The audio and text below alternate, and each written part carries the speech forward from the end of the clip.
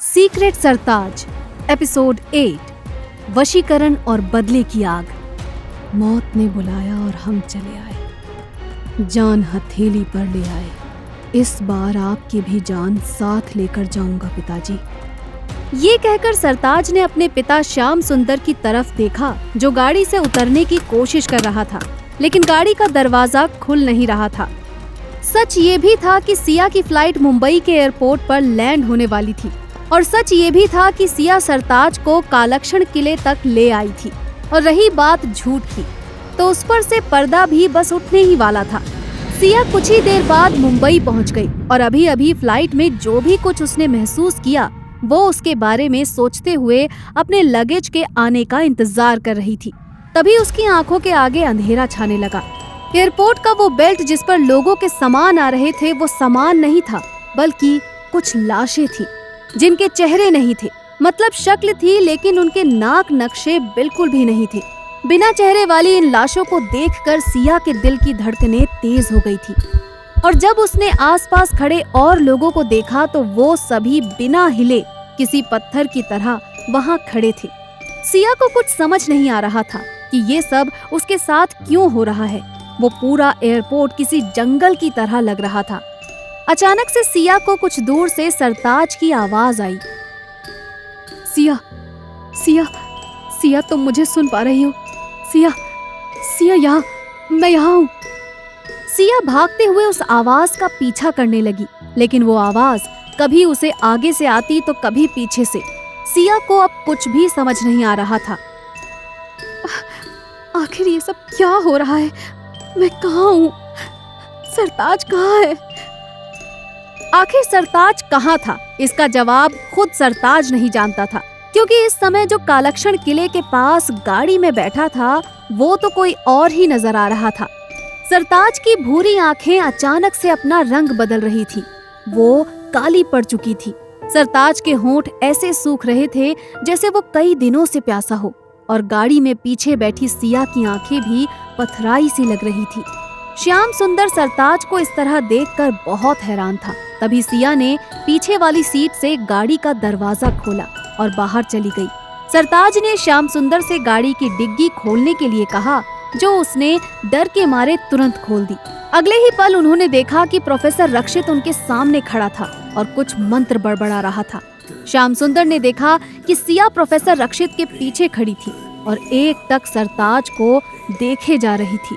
और सरताज, जिसकी आंखों से खून बह रहा था, उसके गालों पर खून की धारा बहकर उसके गले तक पहुंच गई थी। और फिर अचानक से एक बार फिर सरताज ने श्याम सुंदर को देखा और कहा, इस बार आपकी भी जान साथ लेकर जाऊंगा पिताजी।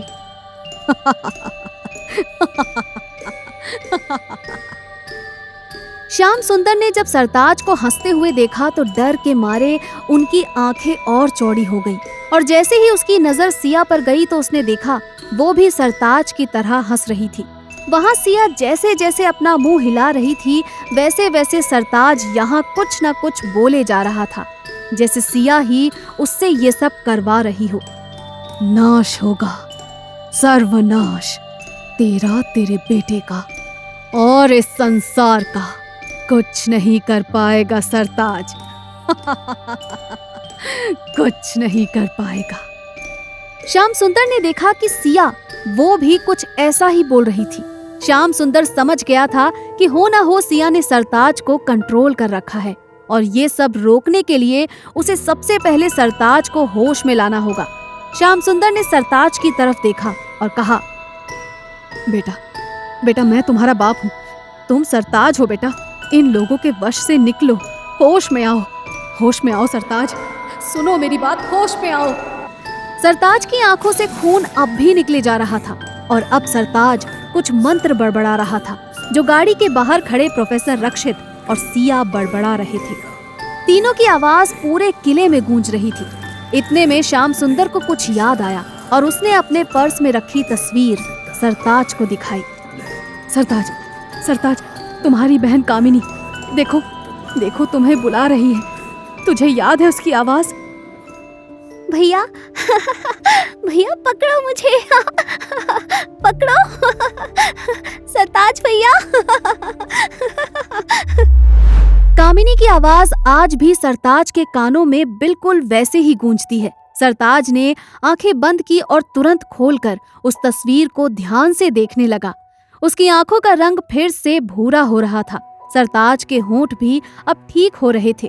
उस तस्वीर को देखते देखते सरताज की आंखों से एक आंसू की बूंद निकली जो उसकी खून की धारा को जैसे धो रही हो। श्याम सुंदर की आंखें भी भीग रही थी। वो अपने बेटे को एक बार फिर से देख पा रहा था। श्याम सुंदर ने घबराते हुए सरताज की तरफ देखा और कहा, बेटा सरताज, मुझे ही देखते रहो, यहाँ वहां मत देखना। सिया ने प्रोफेसर रक्षित के साथ मिलकर तुम्हें अपने वश में कर लिया है। अगर तुमने उन्हें देखा तो उन्हें शक हो जाएगा कि अब तुम उनके वश में नहीं हो। सुन रहे हो तुम सुन रहे हो, समझ रहे हो ना? सरताज को एकदम से सब कुछ समझ में आने लगा और वो ये भी समझ गया था कि सिया भी प्रोफेसर रक्षित के वश में ही है। सरताज को यहाँ से निकलने का रास्ता मिल गया था। उसे याद आ गया था कि वो पूर्णिमा से पहले उसके गले में बंधे ताबीज की मदद ले सकता है। उसे ये भी याद था कि वो ये मदद बस एक ही बार ले सकता है। उसने अपने पिता श्याम सुंदर को एक नजर भर के देखा और फिर सरताज ने अपने गले के ताबीज पर हाथ लगाया और अगले ही पल वो उस कालक्षण किले से बहुत दूर अपने उसी जंगल में पहुंच गया जहां वो अपने लोगों से मिलने जाता था। ये सब बिल्कुल ऐसा हुआ जैसे किसी ने उसे उठाकर इस जंगल में फेंक दिया हो। सरताज ने आसपास देखा तो उसके पिता श्याम सुंदर भी वहीं उसके साथ खड़े थे।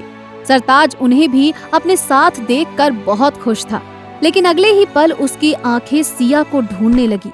सरताज पागलों की तरह सिया को यहाँ वहाँ ढूंढने लगा, उसे आवाज देने लगा, सिया, सिया, कहाँ हो तुम, सिया। सरताज सिया को आसपास ना देखकर बहुत निराश हो गया। उसे लगा जैसे उसने सिया को हमेशा के लिए खो दिया हो। सिया अभी कुछ देर पहले उसके सामने थी और अब कहीं नहीं। ये बात सरताज को अंदर ही अंदर खाए जा रही थी। उसके पिता भी उसे समझा रहे थे, सरताज, सिया प्रोफेसर के वश में थी, हम क्या ही कर सकते थे, अपने आप को संभालो सरताज। इतने में श्याम सुंदर को किसी के कदमों की आवाज आई। श्याम सुंदर ने मुड़कर देखा तो एक आदमी उनकी तरफ चलकर आ रहा था। ये वही आदमी था जो सरताज की मदद कर रहा था, लेकिन श्याम सुंदर उसे नहीं जानता था। उसे लगा ये उनका कोई दुश्मन है। उसने सरताज से कहा, सरताज, यहाँ से चलो, हम यहाँ सुरक्षित नहीं है, चलो उठो। लेकिन सरताज वहीं जमीन पर घुटनों के बल बैठकर रोए जा रहा था। श्याम सुंदर ने देखा वो आदमी उनके करीब आ रहा था। उस आदमी को अपने पास आता देखकर श्याम सुंदर ने अपने पैर पीछे खींच लिए और डरते डरते उनकी आवाज भी धीमी हो गई, सरताज, सरताज, ये आदमी, सरताज। श्याम सुंदर कुछ नहीं कह पा रहे थे, लेकिन उस आदमी ने सरताज के कंधे पर हाथ रखा और सरताज तुरंत उठा। उसने उस आदमी को गले लगा लिया। ये देखकर श्याम सुंदर बहुत हैरान था। उसे अब कुछ भी समझ नहीं आ रहा था और श्याम सुंदर के चेहरे पर सवालों का सैलाब देखते हुए उस आदमी ने सरताज को एक बड़े से पत्थर पर बिठाया और श्याम सुंदर की तरफ बढ़ते हुए कहा, श्याम सुंदर है ना, डरिए मत, मैं आपके बेटे की रक्षा करने के लिए यहाँ हूँ। श्याम सुंदर भी उस आदमी को एक टक देखे जा रहा था और उसके मन में अब भी कई सवाल उबाल मार रहे थे।